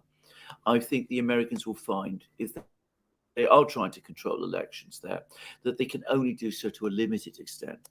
And that with a country gaining the kind of confidence that Indonesia is, just like India, they will not want to subjugate themselves to the United States, especially as their experience of having done that at the time of the Suharto dictatorship was not especially happy. From Law of Attraction, Russia needs more people, not more land. Too small population for such a huge territory. Everyone wanting to relocate are very much welcome. Absolutely true. This is completely right. Ricardo Alfonso says, must say top-notch questions and comments today. I agree. Absolutely agree. Absolutely agree, Ricardo. Maturias39 says, great work covering the Ukraine war. Thank you. Mhm. Thank you for that. Paul Walker, thank you for that super sticker. Tom, somebody, Russia, speaking of the 19th century Russia, collecting West parallels to being against Russia in Crimean War and the SMO is somewhat similar long trend. Oh, this is absolutely true. And if I can just say, I mean, if you read British newspapers of the early 19th century and what they wrote about Russia at that time, I mean, it is horrifying stuff. And of course, they made things up. They invented documents. They created speeches that Russian leaders never said. You know, the famous quote from Nicholas I, the Tsar, you know, that Turkey is the sick man of Europe. He never said it. It's not true. I see the history books that repeat this. He never said anything of that nature at all. We actually have the record of the conversation he had with the British ambassador, where he was alleged to have said that, and he never did say it. And by the way, the Crimean War bears many resemblances to this conflict. You mustn't push that too far. But for Britain, it created huge losses, and it almost broke France's economy. And at the end of the Crimean War, the Russians were in control of far more Ottoman Turkish territory than the British and the French controlled in Crimea. So the British didn't get anywhere close to what they wanted, and it spawned the most famous anti-war speech, anti-imperialist speech heard in Britain throughout the 19th century in the House of Commons, to an absolutely silent House of Commons, from the pacifist British MP, John Bright, in which he spoke about how the angel of death had been let loose over Britain, and one could almost hear the flapping of his wings. So British obsession with Russia, I'm sorry to say, is nothing new, and it was as destructive then as it is today. Yep, I think we have a lot of Dostoevsky fans, Alexander, in the chat. Vinicius Arcaro says, thank you for all your work. Dave says, did you guys see the interview of Gonzalo Lira's father on Kim Iverson yesterday? Thanks for your work. I haven't seen it. I'm not caught up with it yet. No. Yeah, but we will. I will definitely absolutely. see it. Definitely, absolutely. Yeah. Matless X says, where is Lukashenko since the hospital visit in Moscow? I believe in Minsk. I believe he's back in Minsk. Yeah, I'm fine. You know, just something that not many people are reporting on, Alexander, is that Lukashenko has pardoned Protasevich and his girlfriend from that event with the coup and the plane and all of that. Yeah, so not many people are reporting that. No. So maybe the same should be extended to Assange and to Gonzalo and to all of these people. Brixton 2009, thank you for that super chat. Lada Moreau says, hi Duran team, great work you all do. I still wonder what happened to Kirill Budanov of Ukraine about his disappearance. Well, that's a good question. I mean, I would love to know. Controlled Demolition says, good day. Baba Yaga, thank you for that super sticker. Nobudai says, do you know about the esoteric perspective these days marking the end of 2,150-year cycle, age of Pisces, and beginning of new age of Aquarius? Major system changes are inevitable. Best is yet to come. Oh, wow. Okay. I remember a lot of talk in the 60s and 70s about the coming of the age of Aquarius. And there was even a program on British television, BBC, called The Age of Aquarius. But I haven't heard about that for a very long time. Anyway, I don't know anything about this. Rafiq Adams asks thoughts on the recent interview of Gonzalo's father. Well, as I said, I haven't seen it. All I will say is I was very, very concerned about Gonzalo indeed, and that the conduct again of the administration and its lack of interest in him is very concerning indeed. Call up Zelensky. If you're the U.S. State Department, call up Zelensky and just tell him to release Gonzalo. It's that simple. And in 5 seconds, Gonzalo will be deported. Call him up and say, deport the guy. Yeah. And he'll be deported. Exactly. That's all the State Department has to do. Exactly. Matlis X says the Russian beluga spy whale destroyed the dam. Of course. Tabernac says the Chinese don't want war because they've already achieved the effects of winning a war without fighting it. They're all about organizing the peace. Yeah, they do what they always do. They sit and watch and scoop up the winnings, and they did that with the so-called war on terror, and they're doing that with this conflict now. Prac2 says, guys, can we clip your material if we reference the source?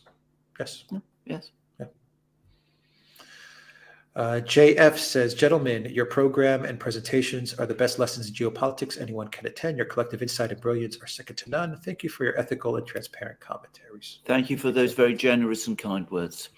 Thank you for that. 437 THX1138 says, thanks for staying honest and true. Almost all channels corrupt, if only to play it safe to keep subs as their popularity increases. Thank you for that. Nice, Senor. Thank you for that super chat. Eileen Gibson, thank you for that super sticker.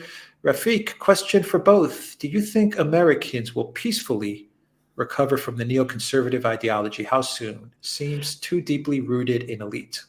It is very deeply rooted in the elite. It is not deeply rooted in the American people. This is my overwhelming view. Having, spoken to many people who have a much better understanding of American feeling than I do, popular feeling, and the interactions we've had with Americans here on the Duran tell us the same thing. So yes, they can peacefully recover, but it needs an organized movement to do it. Now, that to some extent has been starting to form on the right, and I think the response to the events of the Trump period and the obstruction he received as president and the Russiagate hoax, to call it that, and the 2020 election, that has to some extent galvanized and crystallized feeling there. What it hasn't happened yet is on the left, and maybe that's where Robert Kennedy Jr. might make the difference. Ilya Kuryakin says, free land in Eastern Russia. You just got to develop it in some way. Yeah.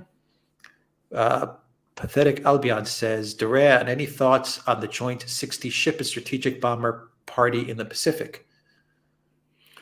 All of these things are very ominous, and I mean, it does look as if the battle lines are being drawn, and when you start doing that, you can end up in a war if you're not very careful.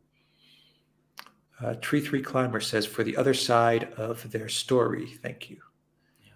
Thank you for that. Greg says, need to free Darren Chauvin. The J6ers are political prisoners of the neocons in the USA.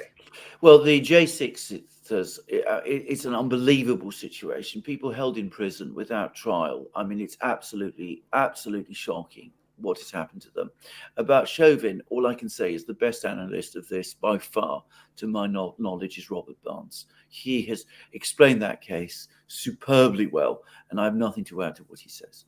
Yeah, Robert is without a doubt the best. Paul Walker says, how come the West is still searching for the Nord Stream attackers, yet label Russia as the damn destroyer so quickly? Well, interesting. It's just the way it works. Go ahead, Alexander. I mean, I would say this. They've been a bit more careful this time with the dam than they were with Nord Stream. Sunak didn't lay blame to the Russians right away. True? No, he didn't. He did, absolutely. He said, if Putin did this, it is a new low. If. Interesting. Duck Life says, Trump or RFK Jr.? Yes, come to Melbourne. I don't know RFK well enough to be able to judge, to be honest. I have to say this. I still think he's got an enormous mountain to climb before he gets the Democratic Party nomination. It's much more likely that we would end up with the President Trump than with the President Kennedy. I have to say that. And given that is so, I mean, I think if you really want to see change, you have to look more for Trump to deliver it than for Kennedy to do so at this time. Ben Redward says, while communists have always occupied U.S. imperialism, Trotskyists have consistently supported U.S. imperialist interventions. What accounts for the difference when both claim to be Marxist? There are passionate and violent differences between Marxists. I mean, remember, Stalin was a Marxist and Trotsky was a Marxist, and Stalin arranged for Trotsky to have an axe put in his head. So don't underestimate conflicts between Marxists. They are very, very real, and they're very fervid. I mean, they may agree on many things, they may work together on many things, but that doesn't mean that they like each other. They often don't. Bad Wolf FTX says, are there some who are trying to float the updated Nord Stream narrative as justification for a NATO Article 5 invasion of Ukraine? Seems on brand. Oh, I think it's too much. I think that they're tiptoeing around this business of the Nord Stream thing. They want to divert attention away from the US. They can only plausibly do it by throwing it on Ukraine, but they're trying to find ways of not going too obviously against Ukraine over it. So the story at the moment is an interesting observation, by the way, that it wasn't Zelensky who ordered it. The people who did it were getting their instructions from Zelensky. And could that be connected with the fact that we're not seeing so much of Zelensky at the moment? Who's to say? Can't make this up. No Boudet says, have you read the esoteric perspective? Benjamin Krem, same dark involutionary energies that drove Hitler are now driving U.S., Ukraine, and Israel. Thanks. No, I haven't. I mean, again, there's a limit to the amount of things I can read. This kind of thing, by the way, had its heyday around the 30s and 40s and 50s. And there was a British writer whose name escapes me now, who was an enormous fiction writer about this kind of thing, and he wrote all kinds of books. I mean, The Devil Rides Forth or Rides Out, which became a Hammer horror film, was from his pen. But he also had things about esoteric things and forces driving these events. I must admit, I mean, I focus instead, and bear in mind I'm a Christian, so I don't really want to have much dealings with this kind of thing anyway. I focus on the world that I see, and I report about it, and that's what I do. And as I said, I leave the spirits to one side. Russ Imperialist says, well, Lukashenko is a dictator, so he can pardon people arbitrarily. You can't have that in democracies. No. And Elza says, the dictator of Belarus pardons prisoners. The democracies don't. Yeah. Brian T1 says, with the EU, WHO joining up with regards to the so-called health passports, will African nations and others see this as a step in the direction of being treated like colonies again? Yes, that is the answer. I think they're already feeling that they're being treated like colonies over many things. One of the things that's happened over the last 2 years is that all the fake things on the West about, do you remember the Gleneagles Summit, this big summit that Tony Blair called together ages ago, G20 meeting? It was all going to be about saving Africa and ending poverty there. How that mask has completely fallen. And I don't think people in the global South were ever fooled. But now they can see for a fact that ultimately, whatever they may say, deep down, they always think the same things. Nicker Twist Copperbeat says, the difference is the Trots still hate Russia. Look at the Stop the War coalition in the UK. Galloway had to organize his own protest. No to war, no to NATO. This is also true, by the way. I mean, one of the reasons why many of the neocons have such a loathing of Russia is that, of course, as Trotskyists, which is what some of them were, they already loathed Russia because Russia rejected Trotsky. Yeah. From, where is it here? Adam G, big Duran fan, listen every day. Where do you guys stand on Israel-Palestine? How does the conflict get resolved?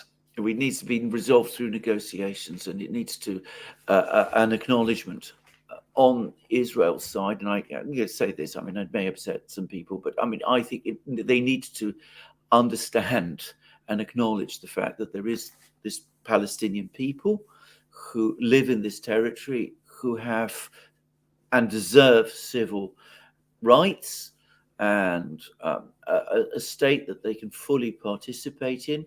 Now, there may be all kinds of solutions to this, but ultimately, as the stronger party, the initiative must come from Israel to find ways to resolve it.